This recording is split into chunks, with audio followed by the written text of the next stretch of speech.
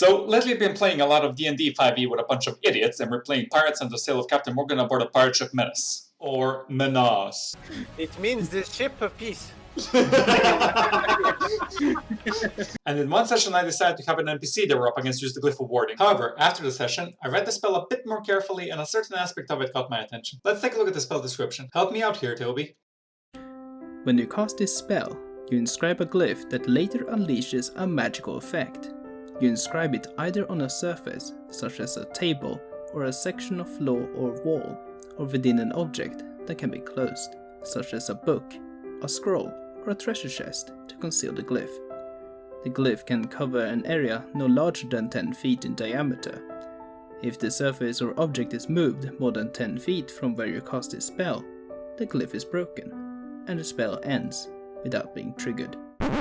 See, this bit right here is causing us a lot of issues. Since we spent a lot of time on a ship, the first question that came up was, if you cast it on a ship, and the ship moves 15 feet, does the glyph disappear? Initially you'd assume yes, right? It does move from where you were when you cast the spell. Apparently not, because it seems that in Eberron these things can be used to protect stuff on vehicles. Well, that got me thinking, in programming terms naturally. It seems that there's two ways to look at the from where you cast it clause. One being relative to the world origin, and one relative to the position of the large surface you're standing on, i.e. the nearest local coordinate system. Basically, our goal here is to see how the spell works and pick a system that will work in all cases, so we don't have to make exceptions all the time. And because I feel the need to overcomplicate a spell that Wizards didn't even think about that much, let's get right into this. We'll start with the simple one. If you cast it on a book, then throw it away, the distance between the book and your casting position is greater than 10 feet, so the spell breaks, obviously.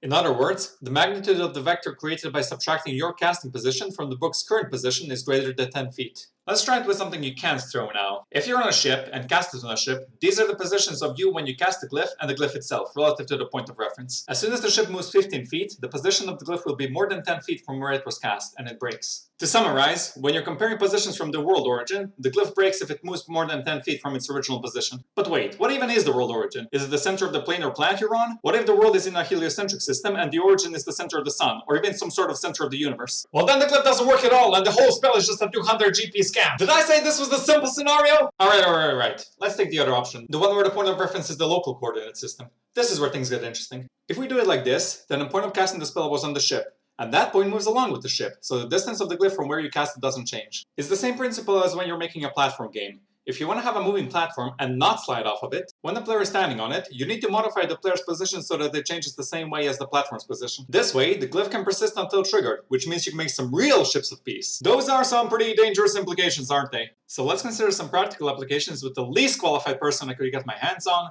my friend Wing Viper. Hello, Dr. W. Viper here to give an example so those useless ramblings make some semblance of sense. Hey! You see, it is all fairly simple. Let's say you are in this little-known world known as Eberron, and you have this small issue of a Tarrasque awakening and feeling rather peckish, so it starts eating the world. Well, all you would really need is the following to save the world from indigestion doom. You need 1 airship, give or take 20,000 gold pieces, 6,000 gold pieces worth of diamond dust, 1 massive boatload of wizards who know Glyph of Warding as a spell, and now do the following. Have those wizards cast Glyph of Warding on every square inch of the airship until those 6,000 gold pieces worth of dust are gone.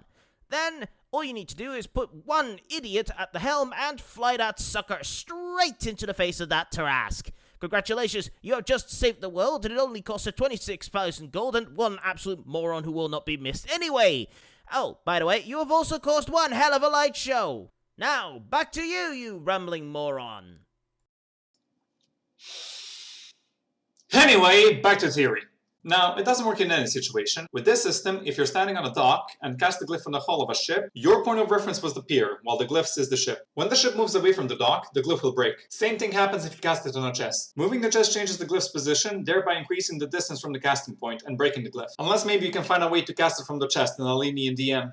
Or move the entire house. It does, however, solve the issue of the heliocentric system, since even if the world origin isn't the center of the planet you're on, that's still the point of reference you'll be using. Plus, we don't have to resort to cop-out answers like this one. How far can we take this, though? Does it need to be a gargantuan vehicle like a ship or a train?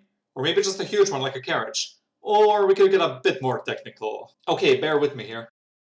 Alright, let's say this is you, this is your spellcasting focus with Diamond Dust, and This is the glyph. Well, if you stand on a stone block and cast a glyph on it, then both your coordinates at the time of casting and the glyph's coordinates are using the same local point of reference. Now, you can have your barbarian friend pick up the entire goddamn block and carry it around without the glyph disappearing. Which means you can do sneaky stuff like this.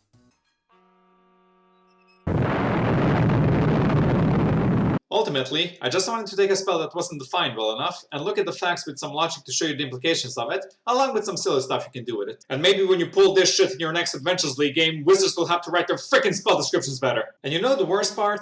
This isn't nearly the only spell that's full of holes. I have at least 2 more already. Anyway, if you like this video, share it around. Thanks for watching, and I'll see you next time. Psst. Is he gone now? Yeah, I think he's gone. Okay, go. If you hated this video, make sure to smash that dislike button. And I'm sure you've noticed how many mistakes this video has, so why don't you write him a comment telling him why he's wrong and how you hate his stupid voice and degenerate pony avatar. And if you really hated this video, make sure to subscribe so you don't miss the chance to make fun of this faggot in future uploads. Whenever that will happen. Oh no, there's a next time? Alright, we did it, guys. High five!